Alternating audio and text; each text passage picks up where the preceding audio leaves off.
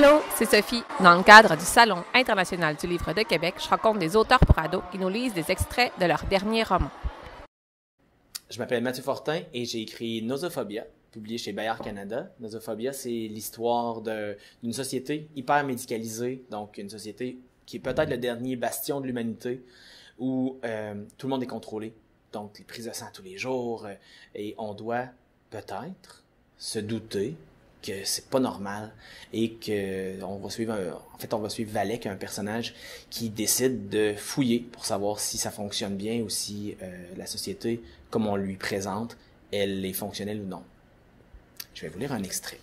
Je saute dans la douche pour entamer ma routine matinale. Je prends le savon qui m'est réservé et qui garantit le meilleur rendement de nettoyage en fonction de mes hormones.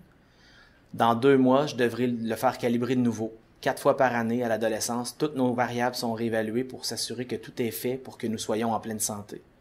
Grâce à ce savon, je réduis les risques de développer des infections bactériennes tout en procurant à mon système immunitaire le plus de défense possible.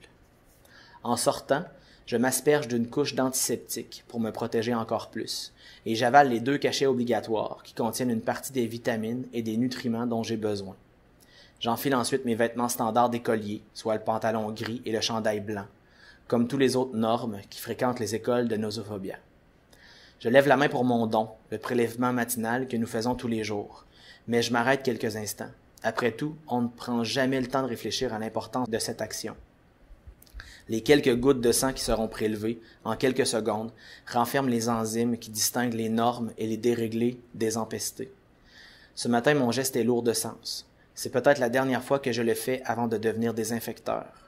Si je suis sélectionné, je me retrouverai encore plus lié à cet acte, car je serai amené à me rendre chez ceux pour qui ce geste signifie, en quelque sorte, un arrêt de mort.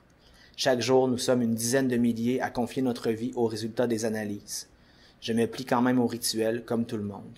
J'appose mon index sur la plaque enchâssée dans le cadre de porte. Je sens à peine l'aiguille qui me perce la peau, tellement elle est mince. Pour déjeuner, Béa et moi engloutissons la bouillie grise, adaptée à notre métabolisme, qui constitue la grande majorité de notre alimentation. C'est sans goût particulier et d'une texture homogène, qui s'avale rapidement, sans mastication. Je m'assure que Béa a tout mangé et nous quittons la maison.